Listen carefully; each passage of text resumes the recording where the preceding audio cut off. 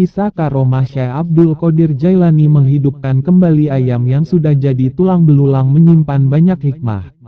Syekh Abdul Qadir Jailani adalah imam yang zuhud dari kalangan sufi. Syekh Abdul Qadir Jailani bernama lengkap Abdul Qadir bin Abi Sholih Abdullah, bin Janki Duwasti, bin Abi Abdillah, bin Yahya, bin Muhammad, bin Daud, bin Musa, bin Abdillah, bin Musa al-Hauzi, bin Abdullah al-Mahdi, bin al-Hasan al-Musana, bin al-Hasan bin Ali bin Abi Tholib. Al-Jailani dinisbahkan ke sebuah tempat di dekat Tobristan yaitu Jil, atau Jilan atau Kilan.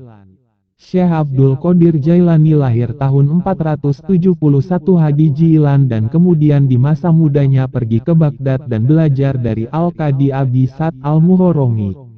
Syekh Abdul Qadir Jailani pun banyak meriwayatkan hadits dari sejumlah ulama pada masa itu, di antaranya Abu Khalid al-Bakilani dan Abu Muhammad Ja'far as-Siraj.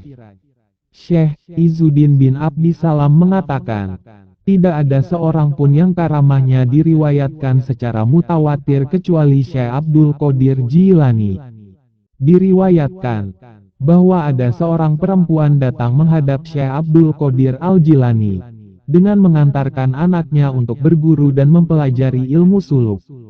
Kemudian Syekh Abdul Qadir memerintahkan agar si anak harus belajar dengan tekun mengikuti cara-cara orang salaf dan ditempatkan di ruang halwat. Beberapa hari kemudian si ibu selaku orang tua murid datang menengok anaknya dan dilihat tubuhnya si anak menjadi kurus. Makannya hanya roti kering dan gandum. Si ibu kemudian masuk ke ruang Syekh Abdul Qadir dan melihat di hadapannya tulang-tulang sisa makanan daging ayam yang sudah bersih. Ibu tersebut berkata, menurut penglihatan saya, Tuan Syekh makan dengan makanan yang serba enak. Sedang anak saya badannya kurus karena makannya hanya bubur gandum dan roti kering. Untuk itu apa maknanya sehingga ada perbedaan? Mendengar perkataan itu, lalu Syekh Abdul Qadir meletakkan tangannya di atas tulang-tulang ayam sambil berkata, Kum biiznillahi ta'ala, alazi yuhyil idoma wa hiya romim. Berdirilah dengan izin Allah subhanahu wa ta'ala yang menghidupkan tulang belulang yang sudah hancur. Lalu berdirilah tulang belulang itu menjadi ayam kembali sambil berkokok. Tidak ada Tuhan selain Allah. Muhammad utusan Allah. Syekh Abdul Qadir al-Jailani kekasih Allah. Syekh Abdul Qadir al-Jailani lalu berkata pula kepada ibu dari muridnya tersebut, kalau anakmu dapat berbuat seperti ini, maka ia boleh makan seenaknya asal yang halal. Ibu tersebut merasa malu kepada Syekh Abdul Qadir dan memohon maaf atas prasangka buruk.